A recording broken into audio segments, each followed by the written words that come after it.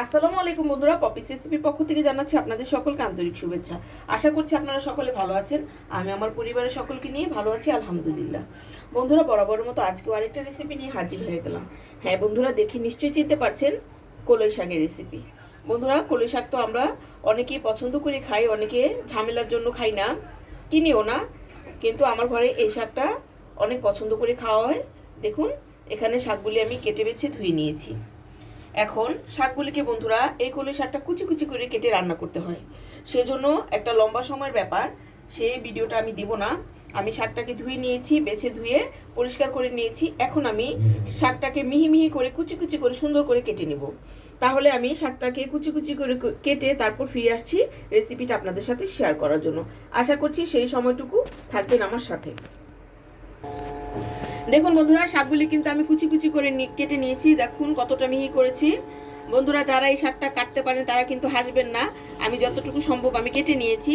যারা এক্সপার্ট তারা কিন্তু আরও মিহি করে কেটে নেয়, কেননা এই শাকটা বেশি রান্না হলে টক টক হয়ে যায়, সেজন্য একটু মিহি করে করলে তাড়াতাড়ি রান্নাটা হয়ে যায় আর টক ভাবটা লাগে না।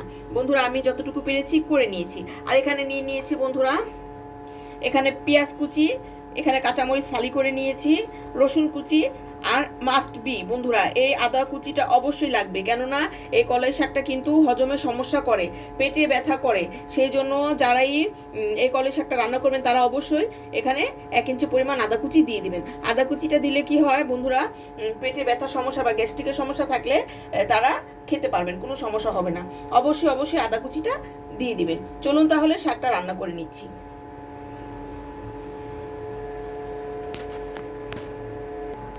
দেখুন বন্ধুরা, এখানে আমি একটা ননস্টিকের প্যান বসিয়ে পরিমাণ মতো তেল দিয়ে দিয়েছি। এখন এতে আমি দিয়ে দেবো বন্ধুরা শুকনো মরিচ। শুকনো মরিচটাকে বন্ধুরা আমি একটু ছিঁড়ে ছিঁড়ে নিয়েছি। যেহেতু শাক বন্ধুরা, শাক ভাজিতে কিন্তু একটু ঝালটা বেশি দিলে ভালো লাগে। কিছুক্ষণ মরিচটাকে ভেজে নেব, কেননা পেঁয়াজের সাথে ভাজলে কিন্তু সে সময় শুকনো মরিচ ভাজা হয় না, সেজন্য আগেই অল্প কিছুক্ষণ মরিচটাকে ভেজে নিচ্ছি।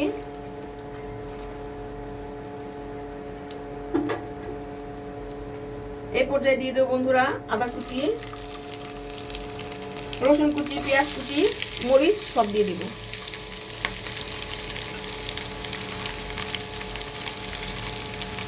দেখুন বন্ধুরা, পেঁয়াজের পরিমাণটা একটু বেশি হয়ে গেছে, সেজন্য কিছুটা পেঁয়াজ আমি কমিয়ে নিয়েছি। এখন আমি পেঁয়াজ, মরিচ, আদা, রসুন সব কিছুকে ভেজে নেব বন্ধুরা, একটু লালচে লালচে করে ভাজবো। তাহলে আমি ভেজে নিচ্ছি।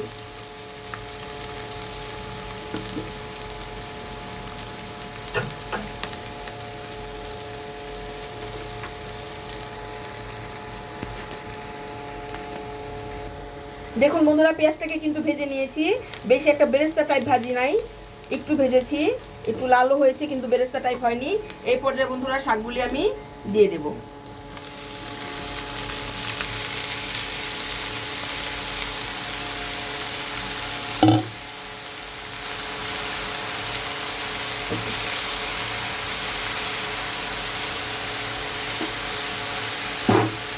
শাকগুলি দিয়ে দিয়েছি বন্ধুরা। এখন উপর থেকে কিছুটা লবণ ছিটিয়ে দেবো বন্ধুরা। লবণটা প্রথম পর্যায়ে কম দিবেন, কেননা শাকটা কিন্তু সিদ্ধ হয়ে গরমের শাকটা কমে যাবে, অল্প একটু হয়ে যাবে, সে সময় দেখবেন লবণ কটা হয়ে যাবে শাকটা। দেখুন মাশাআল্লাহ, দেখতেই কতটা সুন্দর লাগছে, অনেক মজাদার বন্ধুরা। যারা যারা এই শাকটা খেয়েছেন তারা অবশ্যই জানেন কতটা মজাদার এই শাকটা। এখন আমি এরকম করে কিছুক্ষণ বন্ধুরা রান্না করে নেব। ঢাকনা দিয়ে ঢাকা যাবে না, ঢাকনা দিয়ে ঢাকলে শাকটা টকটক হয়ে যাবে, কালারটাও চেঞ্জ হয়ে যাবে। এরকম করে আমি তাহলে রান্না করে নিচ্ছি শাকটাকে। দেখুন বন্ধুরা, শাকটা কিন্তু ভাজি করা হয়ে গেছে, কিন্তু কালারটা কিন্তু চেঞ্জ হয়নি। মাশাআল্লাহ, এখনো কতটা সুন্দর আছে শাকের কালারটা। দেখুন ক্যামেরার মধ্যে সুন্দর বোঝা যাচ্ছে, এখনো সবুজ আছে কালারটা। বন্ধুরা, আপনারা কলাই শাক ভাজি করলে এভাবে করে ভাজি করে দেখবেন, অনেক ভালো লাগে খেতে। আর যে আপুরা ভাজি করতে পারেন তারা তো পারেনি। আজকে আমার কলাই শাক ভাজির রেসিপিটা আপনাদের কাছে কেমন লাগলো? যদি ভালো লেগে থাকে অবশ্যই অবশ্যই চ্যানেলটা সাবস্ক্রাইব করে দিবেন, পাশে থাকা বেল বাটনটা অল ক্লিক করে রাখবেন, যাতে আমি ভিডিও ছাড়ার সাথে সাথেই সবার প্রথমে আপনাদের কাছে ভিডিওটা পৌঁছে যায়। আজ তাহলে এখানে শেষ করবো বন্ধুরা। সবাই ভালো থাকবেন, সবাই সুস্থ থাকবেন, সবাই পপিস রেসিপির সাথে থাকবেন। আসসালামু আলাইকুম।